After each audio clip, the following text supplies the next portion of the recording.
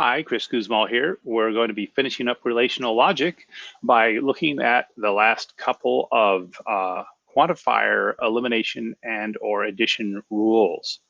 Last time we dealt with we accomplished or we learned about universal elimination, where in our example we had for all x, chocolate complements that x.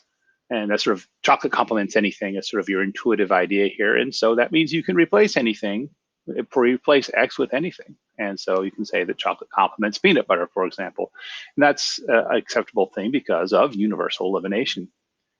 Existential introduction says that if you have any individual object constant in a given location in your logical sentence, you can replace it with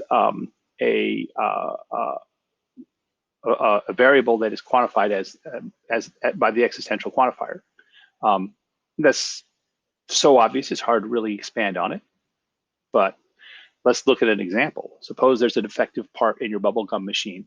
And then what we say is that if there is any defective part, then the machine as a whole is defective.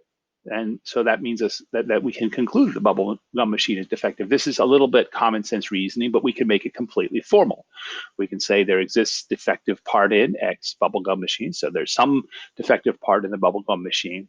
And then we say formally for all X and for all Y, defective part of X in Y means that Y is defective. And we can take away the existential quantifier with existential elimination and replace the X with a Skolem variable, which I use the Georgian letter las, okay? And then we can do universal elimination, getting rid of the for all X and replacing it also with las, because the universal elimination allows you to replace a variable with anything you want, pretty much. And then we do that again for Y, replacing it with bubblegum machine.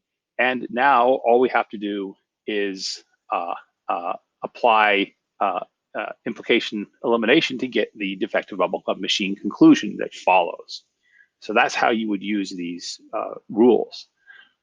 This leads us down to the last rule of inference in relational logic, and that is domain closure, which is basically to say that if a given relation is true for every instance of object constant, or any other situation where you have an expression where you have an object constant appear for every single object constant, then you can say for all X, phi of X, where phi is that relation or form. And in our example here, we have phi of A, we have phi of B, we have phi of C, and A, B, and C are all the object constants. So we can then use domain closure to conclude for all X, phi of X. That's it.